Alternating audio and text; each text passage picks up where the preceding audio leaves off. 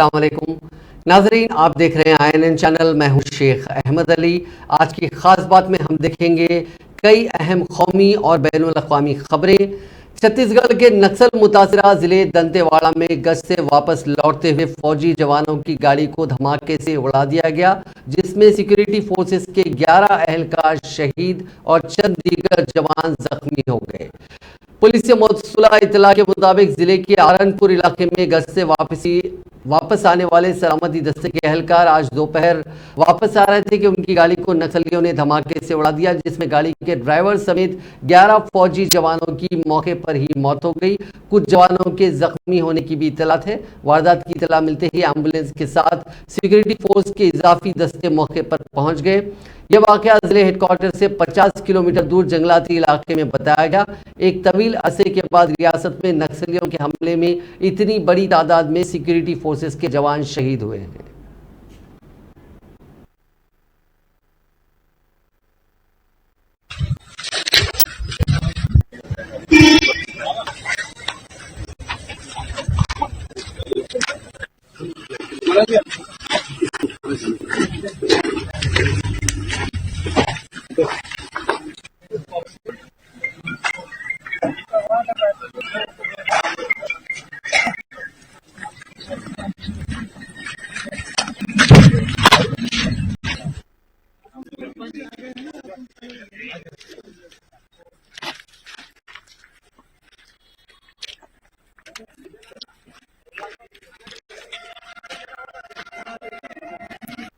जिल्हा दंतेवाडा के थाना आरणपूर क्षेत्रामध्ये पूर्व किडमा इलाके में दरबटीश माओवादी के उपस्थिति की सूचना पर दंतेवाड़ा डीआईजी द्वारा एक अभियान संचालित की गई थी। अभियान के पश्चात तब जिला मुख्यालय दंतेवाड़ा वापस लौट रहे थे। इस दौरान आरणपुर एवं समय के बीच में डीआरजी गाड़ी को आईडी के माध्यम से माओवादी द्वारा टारगेट की गई। उस घटना में हमारे एक वाहन आईडी के चपेट मारे थे।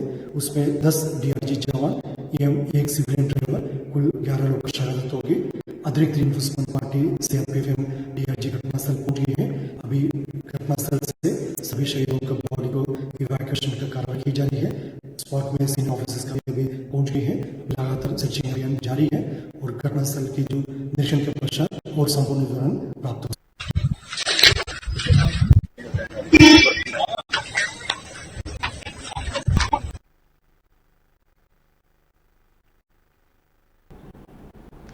कर्नाटका हुकूमत ने सुप्रीम कोर्ट में बयान दिया कि उसने महज मजहब की बुनियाद पर मुस्लिम तबके के लिए रिजर्वेशन जारी न रखने का शऊई फैसला लिया, क्योंकि यह गैर आईनी है और आइन के आर्टिकल 14 और 16 के खिलाफ है। रियासती हुकूमत ने मुतला किया कि 27 मार्च को मुसलमानों को फराहम करदा 4% रिजर्वेशन को खत्म कर दिया गया था और इस तबके के अरकान को EWS यानी इकोनॉमिकली वीकर सेक्शन के तहत रिजर्वेशन का फायदा उठाने की इजाजत दी गई थी। हुकूमत ने मजीद कहा कि मुस्लिम तबके के पसमानदा अफराद को 2002 के रिजर्वेशन के फवायद मिलते रहेंगे। रियासती हुकूमत ने कहा कि सिर्फ मजहब की बुनियाद पर रिजर्वेशन समाजी इंसाफ के उसूलों के खिलाफ है, इसीलिए किसी भी बिरादरी को सिर्फ मजहब की बुनियाद पर रिजर्वेशन नहीं दिया जा सकता। रियासत ने कहा कि मजहब की बुनियाद पर रिजर्वेशन की फराहमी सेकुलरिज्म के तस्वुर के खिलाफ होगी। हुकूमत ने कहा कि सिर्फ इसलिए कि माजी में मजहब की बुनियाद पर रिजर्वेशन फराहम किया गया है, उसे हमेशा जारी रखने की कोई बुनियाद नहीं है। रियासत की हुकूमत ने कहा कि समाज के समाजी और तालीमी लिहाज से पसमानदा तबका थे, जिनके साथ तारीखी तौर पर पसमानदा और इम्तियाजी सलूक किया गया और उन्हें पूरे मजहब के साथ जोड़ा नहीं जा सकता। और जोर देकर कहा कि मंडल कमीशन ने वाज़ेह तौर पर पाया कि मजहब रिजर्वेशन की वाहिद बुनियाद नहीं हो सकती। हलफनामे में कहा गया कि मरकजी फेहरिस्त में मजहब की बुनियाद पर मुस्लिम कम्युनिटी को कोई रिजर्वेशन नहीं दिया गया। मुसलमानों की मुख्तलिफ बरादरियां हैं जो SCBC में शामिल हैं, उन्हें कर्नाटका में भी रिजर्वेशन हासिल है। रियासती हुकूमत ने कहा कि 103वें तरमीम की बुनियाद पर इख्तिसादी मियार यानी EWS की बुनियाद पर 10% रिजर्वेशन का फायदा मुस्लिम कम्युनिटी हासिल कर सकती है। यूपी पुलिस की मौजूदगी में अतीक अहमद और उसके भाई अशरफ के कत्ल मामले पर सुप्रीम कोर्ट में कई अर्जियां दाखिल हो चुकी हैं। कुछ अर्जियों में अतीक अशरफ कत्ल मामले की जांच के लिए सुप्रीम कोर्ट के साबिक जज की सदारत में कमेटी बनाने का मुतालबा किया गया है। ताज़ा तरीन इतलात के मुताबिक इस मामले में यूपी हुकूमत की तरफ से अब एक केवियट दाखिल किया गया है। योगी हुकूमत ने इस केवियट के जरिए मुतालबा किया कि बगैर उसकी बात सुने इस मामले में कोई हुक्म पास न किया जाए। वाज़ेह है कि अतीक और अशरफ के कत्ल के मामले की जांच के लिए सुप्रीम कोर्ट के साबिक जज की सदारत में एक कमेटी तश्कील का मुतालबा किए जाने वाली अर्जियों को अदालत उज़्मा ने 28 अप्रैल के लिए लिस्ट करने की हिदायत दी है। यह अर्जी वकील विशाल तिवारी ने दाखिल की है। इसमें इन्होंने यूपी में 2017 के बाद से हुए 183 एनकाउंटर्स की जांच का मुतालबा किया। तिवारी ने चीफ जस्टिस DY चंद्रचूड़ और जस्टिस S नरसिम्हा की बेंच के सामने इस मामले में फौरी समाअत का मुतालबा किया था, लेकिन अदालत ने इस मामले को 28 अप्रैल को फेरिस्त बंद करने की हिदायत दी थी। हम जिस परस्तों यानी यकसान जीन्स के साथ शादी के मामले में आज मरकजी हुकूमत ने सुप्रीम कोर्ट में अपनी बात रखते हुए कहा कि ये एक समाजी इशू है और अदालत को चाहिए कि मामला गौर और खौस के लिए पार्लियामेंट पर छोड़ दे। मरकजी हुकूमत की तरफ से सॉलिसिटर जनरल ने कहा कि पार्लियामेंट ने इन इश्यूज पर बहस की है और कवानीन भी बनाए हैं। मरकज ने अदालत उज़्मा से कहा कि अर्जी दहिंदा को शादी के लिए समाजी मंजूरी चाहिए, इसलिए ये एक मखसूस क्लास का मसला है। सॉलिसिटर जनरल ने कहा कि इसके बहुत से असरात होंगे जो सिर्फ समाजी नहीं है।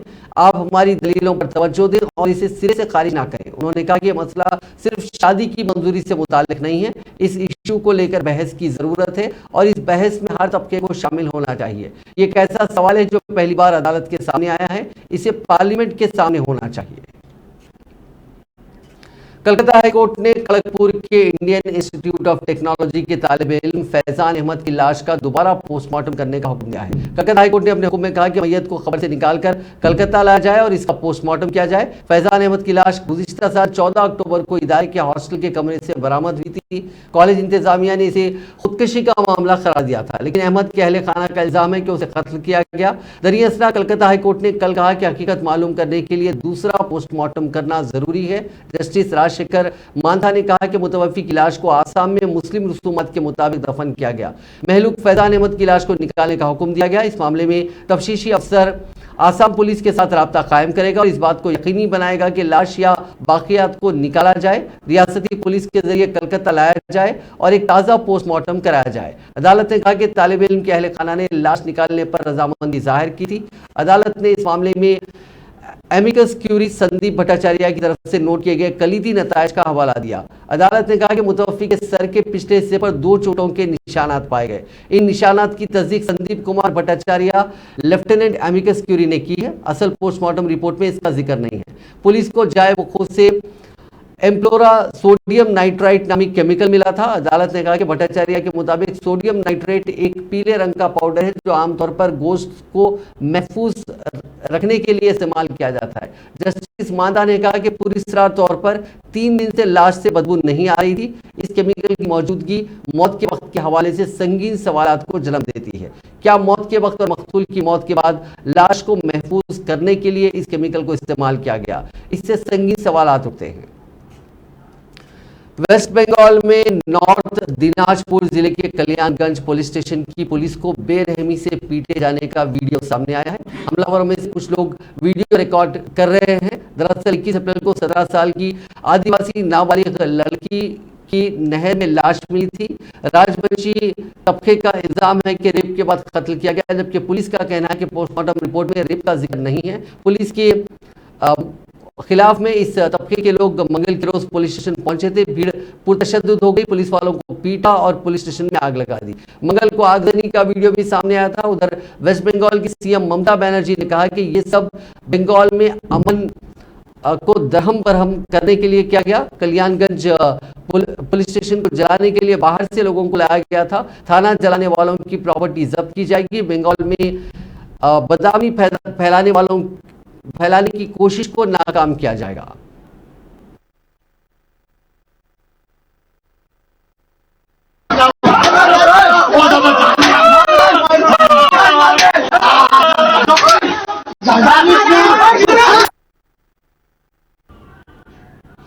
रेसलिंग फेडरेशन ऑफ इंडिया के सदर बीजेपी एमपी ब्रजभूषण शरण सिंह के खिलाफ दिल्ली के जंतर मंतर पर पहलवानों का धरना चौथे दिन 4 मई को भी जारी है।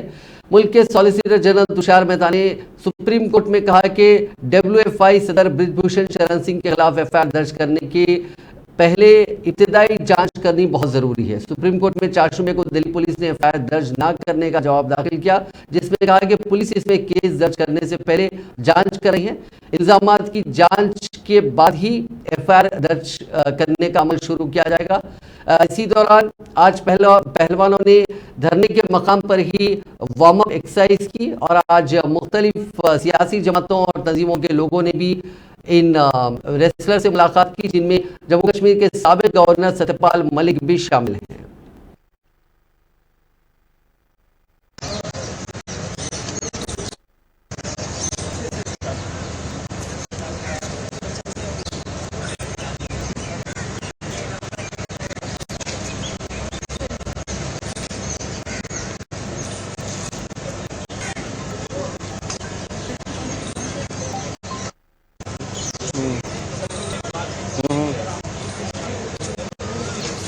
नहीं नहीं वो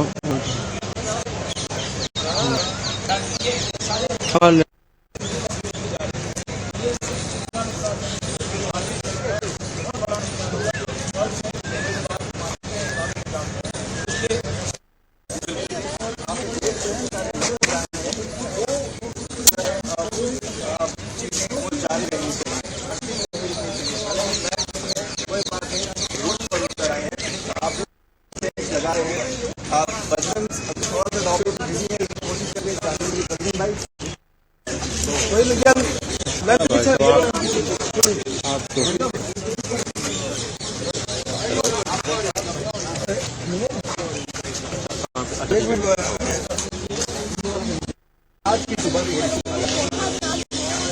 जहाँ पर स्पेशली ये पहलवान कर रहे हैं, जिन्हें आज तय किया कि क्यों नहीं अपने गेम को जो है वो रोड पर लाया जाए, अपने गेम में बना रहा जाए।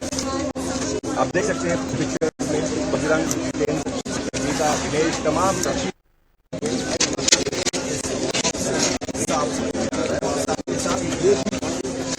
जो भी लड़ाइयाँ होंगी, जो भी दावपेच होगा, उसके लिए भी हम तैयार हैं। जंतर मंतर से शुरुआत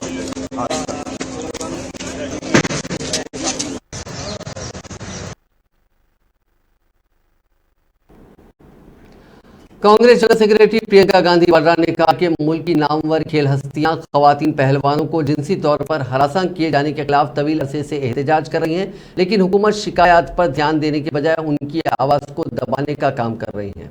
आज जारी एक बयान में प्रियंका गांधी ने कहा कि खिलाड़ी मुल्क का फख्र हैं। मुल्क को उन पर फख्र क्यों है? क्योंकि जब वो तमाम तर मुश्किलात के बावजूद अनथक मेहनत और बहुत कुछ बर्दाश्त करने के बाद तमगे जीतते हैं तो उनकी जीत में हमारी जीत होती है, मुल्क मुस्कुराता है। प्रियंका गांधी ने कहा कि खवातीन खिलाड़ियों की जीत बकिया लोगों से बड़ी होती है। वो मुल्क की पार्लियामेंट के साथ वाली सड़क पर आंखों में आंसू लिए बैठी हैं। तवील अरसे से जारी इस्तेसाल के खिलाफ उनकी शिकायत को कोई नहीं सुन रहा है।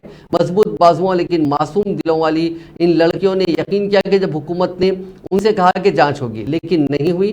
सजा का सवाल ही पैदा नहीं हुआ। क्या हुकूमत मुजरिमों को बचाना चाहती है? दिल्ली म्यूनिसिपल कॉरपोरेशन के नए मेयर और डिप्टी मेयर इंतखाब से पहले ही बीजेपी उम्मीदवार ने अपनी नामजदगी वापस ले ली, जिसके बाद आम आदमी पार्टी की शैली ओबेरॉय बिला मुकाबला मुंतखब हो गई। बीजेपी ने मेयर के लिए शिखा राय और डिप्टी मेयर के लिए सोनी पांडे को अपना उम्मीदवार मुकर्रर किया था। दिल्ली बीजेपी ने एक बयान में कहा कि हमने म्यूनिसिपल कॉरपोरेशन मेयर और डिप्टी मेयर के इंतखाब से दस्तबरदार होने का फैसला किया। ऐसा इसलिए किया गया क्योंकि हमारी तमाम तर कोशिशों के बावजूद आम आदमी पार्टी स्टैंडिंग कमेटी और वार्ड कमेटियों की तश्कील नहीं होने दे रही है, जिसकी वजह से म्यूनिसिपल कॉरपोरेशन में कोई काम नहीं हो रहा है। दरअसल आम आदमी पार्टी के उम्मीदवार आले मोहम्मद इकबाल भी बिला मुकाबला नायब मेयर मुंतखब हो गए। सबसे पहले मैं माननीय मुख्यमंत्री अरविंद केजरीवाल जी का धन्यवाद करना चाहूँगी कि दोबारा से उन्होंने मुझे आज मेयर कैंडिडेट नॉमिनेट किया था और साथ ही समस्त पार्षद, जितने भी विधायक हैं, नॉमिनेटेड विधायक, साथ में जितने भी सांसद, दिल्ली की जनता, सबका धन्यवाद करना चाहूँगी और सबका बहुत बहुत आभार व्यक्त करना चाहूँगी कि आज एक बार फिर से मुझे महापौर बनने का मौका दिया।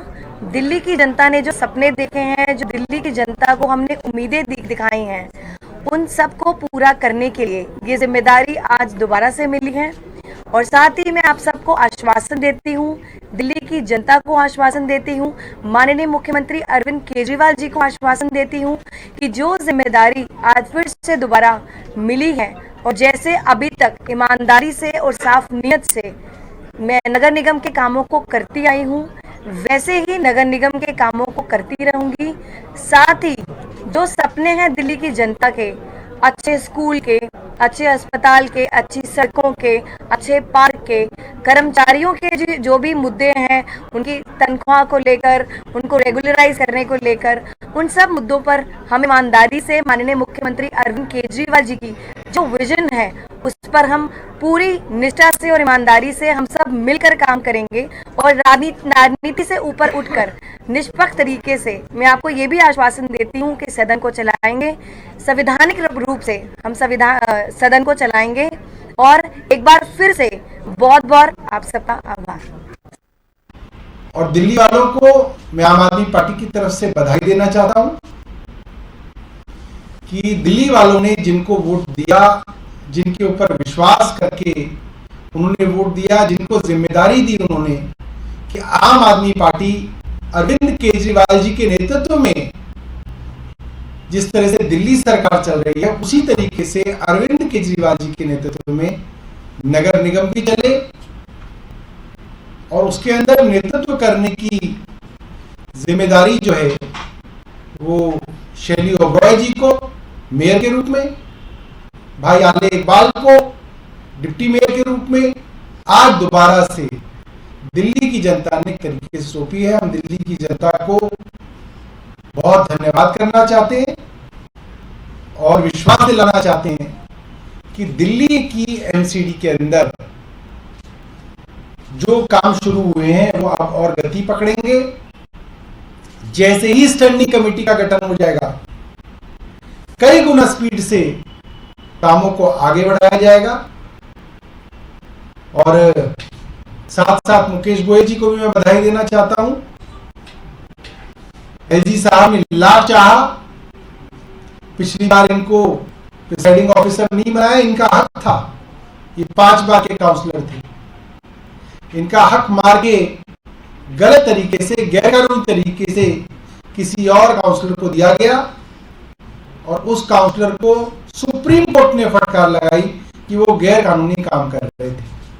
तो मैं बधाई दूंगा मुकेश जी को भी कि उनको अंततः जो है एलजी साहब को मानना पड़ा कि जो सीनियर मोस्ट काउंसलर हैं वो प्रिसाइडिंग ऑफिसर बने और हमारे लिए बड़े जो है लकी रहे कि ये प्रिसाइडिंग ऑफिसर बने और भारतीय जनता पार्टी वाले भाग। वज़ीर-ए-आज़म नरेंद्र मोदी ने लोगों पर जोर दिया कि वो मुल्क के सकाफती विरसे पर फख्र करें और मुल्क की तामीर के लिए आगे बढ़ें। भारत को गोलागो नीति की सरजमीन करार देते हुए मोदी ने कहा कि ये गोलागो नीति ही है जो हमें एक मुल्क के तौर पर मजबूत बनाती है। वज़ीर-ए-आज़म आज वीडियो कॉन्फ्रेंसिंग के जरिए सोमनाथ में सौराष्ट्र तमिल संगम की इख्तितामी तकरीब से खिताब कर रहे थे। नहीं, तालमेल पर बल देना है। हमें संघर्षों को नहीं, संगम और समागमों को आगे बढ़ाना है। हमें भेद नहीं खोजने, हमें भावात्मक संबंध बनाने हैं। तमिलनाडु में बसे सौराष्ट्र के मूल के लोगों ने और तमिलगम के लोगों ने इसे जिक्र दिखाया है। आप सबने तमिल को अपनाया, लेकिन साथ ही सौराष्ट्र की भाषा को, खान पान को, रीति रिवाजों को भी याद रखा। यही भारत की वो अमर परंपरा है जो सबको साथ लेकर समावेश के साथ आगे बढ़ती है, सबको स्वीकार करके आगे बढ़ती है। मुझे खुशी है कि हम सब अपने पूर्वजों के उस योगदान को कर्तव्य भाव से आगे। वज़ीर-ए-आज़म नरेंद्र मोदी ने यूनिवर्सल हेल्थ केयर सिक्योरिटी पर जोर देते हुए 4 जुम्मे को कहा कि हिंदुस्तान के रिवायती सेहत की देखभाल के निज़ाम तनाव और तर्ज ज़िंदगी की बीमारियों का हल पेश करते हैं। मोदी ने one earth one health advantage health care India 2023 के छठे एडिशन का इफ्तिताह करते हुए कहा कि जब कोई आलमी वबा नहीं थी तब भी सेहत की देखभाल के लिए हिंदुस्तान का नजरिया आलमगीर था। Healthcare. India has many important strengths.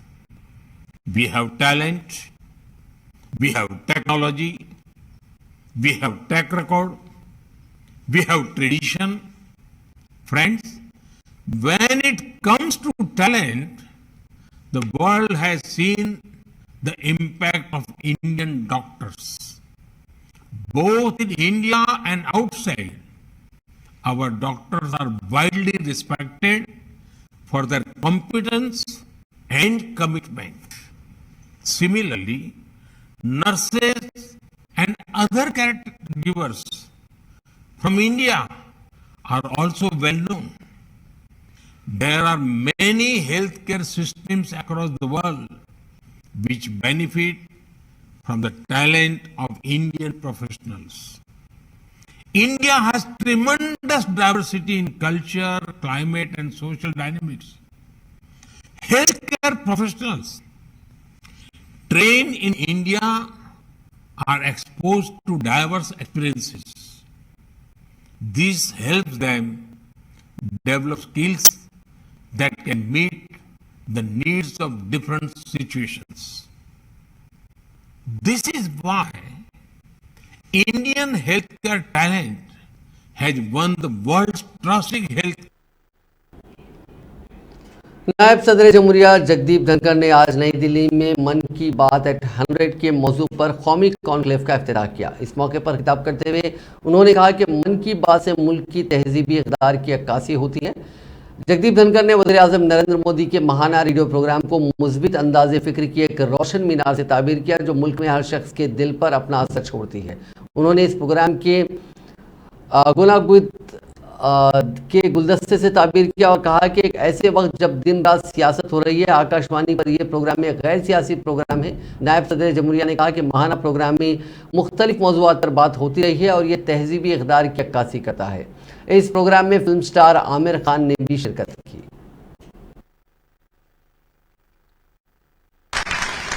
मन की बात has branded the local artisan, the local talent, the local skill.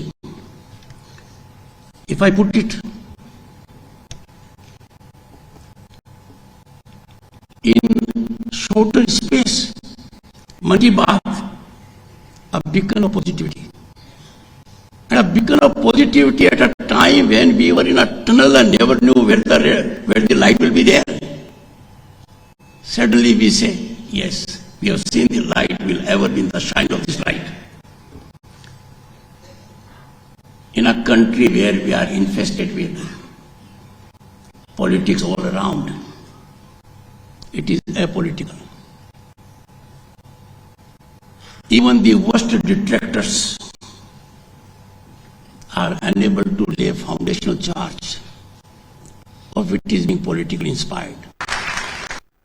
मन की बात has had a huge impact on the people of India और एक बड़ा गहरा असर पड़ा है लोगों पर और ये एक बहुत ही हिस्टोरिक चीज हुई है जो प्रधानमंत्री ने की है मन की बात।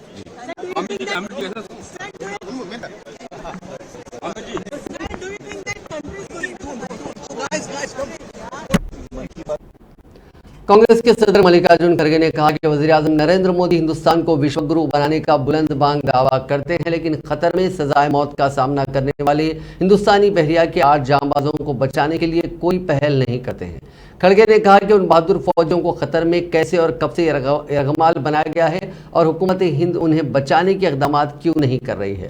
उन्होंने कहा कि मुल्क के बहादुर सिपाहियों को रिहा किया जाना चाहिए और वज़ीर आज़म को इस सिलसिले में पहल करनी चाहिए। उन्होंने कहा कि हिंदुस्तानी बहरिया के 8 साबिक़ा फौजियों को गुज़िश्ता साल अगस्त से खतर में कैद तन्हाई में रखा गया और उन्हें सजाए मौत का सामना है। वज़ारत ख़ारजा का कहना है कि उन साबिक़ फौजियों के खिलाफ इल्ज़ामात के बारे में अभी तक हिंदुस्तान को कोई इतला नहीं दी गई। कांग्रेस सदर ने कहा कि मोदी हुकूमत ये एक तरह की सुपुर्दगी है और उनका ये मौक़िफ़ हिंदुस्तान को विश्वगुरु बनाने के उनके बड़े बड़े दावों की पोल खोलता है।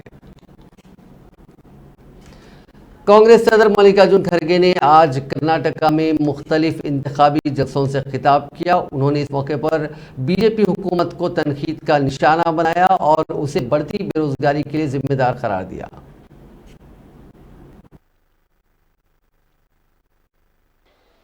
ಸಾಕಷ್ಟು ಹೇಳಿದ್ರು ನಮ್ಮ ಸರ್ಕಾರ ರೈತರ ಪರ ಇದೆ आपकी आमदनी मैं डबल करूंगा किसानों की आमदनी मैं डबल करूं ಆಗಿದೇನಪ್ಪ ನಿಮ್ಮ ಆಮದನಿಗಳು ಡಬಲ್ ನಿಮ್ಮ ಆದಾಯ ಉದಾಹರಣೆಗಾಗಿ ಮೊದಲು 10,000 ರೂಪಾಯಿ ಇದ್ರೆ ಈಗ 20,000 ರೂಪಾಯಿ ಅವ್ರ ಕಾಲದಾಗ ಆಗಿದ್ದೇನಾ MSP ಅದು ನಾವು ಪ್ರತಿಯೊಂದು ನಿಮಗೆ ಅಂಕಿಅಂಶದಿಂದ ಹೇಳಬೇಕಾದ್ರೆ ನನ್ನ ಬಳಿ ಸಾಕಷ್ಟು ಇವೆ ಯಾಕಂದ್ರೆ ಮೋದಿನೇ ಪಾರ್ಲಿಮೆಂಟ್ ನಲ್ಲಿ ನಮ್ ಜವಾಬ್ ಕೊಡೋದಿಲ್ಲ। कांग्रेस जनरल सेक्रेटरी प्रियंका गांधी ने चाशुम्बे को मैसूर के एक मशहूर रेस्टोरेंट में डोसा बनाने में अपना हाथ आजमाया। उन्होंने होटल में मजेदार डोसा भी खाया और बच्चों से बातचीत की और उनके साथ तस्वीर भी खिंचवाई। कांग्रेस ने ट्वीट किया कि आज सुबह प्रियंका गांधी को मैसूर की सबसे मशहूर अलामतों में से एक पर जाने का मौका मिला। मेलारी रेस्टोरेंट जो अपने मुनफरिद डोसों के लिए मशहूर है, वहां प्रियंका गांधी ने खुद डोसे बनाने में अपना हाथ आजमाया। आपको बता दें कि प्रियंका गांधी कर्नाटका में कांग्रेस पार्टी के लिए इंतखाबी मुहिम चला रही हैं। इंदिरा गांधी ने 1978 में एक जमीनी इंतखाब के दौरान चिकमंगलुरु लोकसभा सीट से इलेक्शन लड़ा और जीत लिया था। प्रियंका गांधी जिले के तारीखी राम भापुरी मठ और श्रीनगर मठ का भी वहां दौरा करेंगी। वो एनआरपुर तालुके के बालियानूर कस्बे में कांग्रेस उम्मीदवारों के लिए मुहिम चलाएंगी।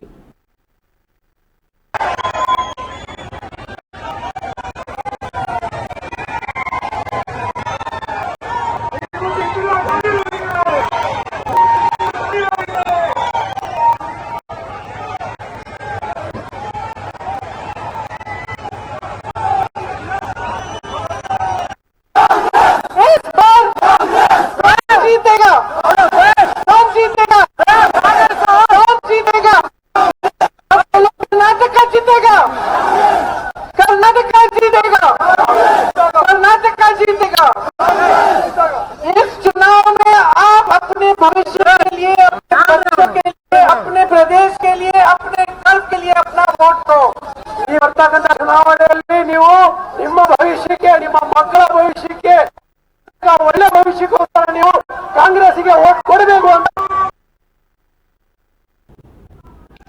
उत्तर प्रदेश पुलिस ने चीफ मिनिस्टर योगी आदित्यनाथ को जान से मारने की धमकी देने वाले नौजवान को गिरफ्तार कर लिया। पुलिस ने कानपुर के बोपुरा इलाके से अमीन नामी नौजवान को गिरफ्तार किया। मुलजिम ने 112 यानी 112 पर मैसेज करके चीफ मिनिस्टर योगी को जान से मारने की धमकी दी थी, जिसके बाद लखनऊ पुलिस ने मुकदमा दर्ज करके मुलजिम की तलाश शुरू कर दी। मुलजिम पकड़ा गया तो धमकी के पीछे अलग कहानी सामने आई। मीडिया रिपोर्ट के मुताबिक कानपुर पुलिस के ज्वाइंट कमिश्नर आनंद प्रकाश तिवारी ने कहा कि जिस फोन से धमकी आमेज पैगाम मौसूल हुआ था उसके मालिक को पकड़ लिया गया। तहाँ मोबाइल के मालिक ने बताया कि उसका मोबाइल 2 दिन पहले गुम हो गया था। जब पुलिस ने मजीद तफ्तीश की तो उसकी कड़ियां अमीन से मिल गई। जब अमीन पकड़ा गया तो उसने बताया कि 2 रोज कबल उसने अपनी गर्लफ्रेंड के वालिद का मोबाइल चोरी किया था और फिर उसी मोबाइल फोन से पुलिस को धमकी आमेज पैगाम भेजे। अमीन के मुताबिक वो अपनी गर्लफ्रेंड के वालिद को पसंद नहीं करता है क्योंकि वो उनके ताल्लुकात से नाखुश है, इसलिए उसने गर्लफ्रेंड के वालिद को फंसाने की साजिश की और उसका मोबाइल चोरी करने के बाद चीफ मिनिस्टर को जान से मारने की धमकी वाला मैसेज भेजा। कानपुर पुलिस का कहना है कि अमीन की धमकी देने के पीछे सिर्फ एक ही मकसद था कि उसकी गर्लफ्रेंड के वालिद को फंसाया जाए और रास्ते से हटाया जाए। पुलिस का कहना है कि अमीन के खिलाफ मोबाइल चोरी का मुकदमा दर्ज करके कार्रवाई की जा रही है। रिलायंस इंडस्ट्रीज के चेयरमैन मुकेश अंबानी ने हाल ही में अपनी कंपनी में 43 साल से काम कर रहे एम्प्लॉय के लिए 1500 करोड़ रुपए का मकान खरीदा। ये एम्प्लॉय मनोज मोदी हैं जो न सिर्फ मुकेश अंबानी के राइट हैंड माने जाते हैं बल्कि उनके करीबी दोस्त और क्लासमेट भी हैं। दोनों ने मुंबई के university department of chemical technology में एक साथ पढ़ाई की थी। मुकेश अंबानी ने जब रिलायंस में काम शुरू किया तो उन्होंने मनोज को भी अपने साथ बुला लिया था। मनोज मोदी रिलायंस इंडस्ट्रीज में 1980 से काम कर रहे हैं। मुकेश अंबानी बिजनेस से जुड़े बड़े बड़े फैसले लेने के लिए सबसे ज्यादा भरोसा मनोज मोदी पर करते हैं। मनोज मोदी को अंबानी खानदान में काफ़ी इज्जत दी जाती है और वो बच्चों के लिए मेंटर के तौर पर काम करते हैं। 2016 में मनोज मोदी की बेटी की शादी मुकेश अंबानी के मुंबई में वाक़ घर पर ही हुई थी। नाज़रीन, आज की खास बात में बस इतना ही। आपसे कल मुलाकात होगी नई खबरों के साथ। आप देखते रहिए INN चैनल।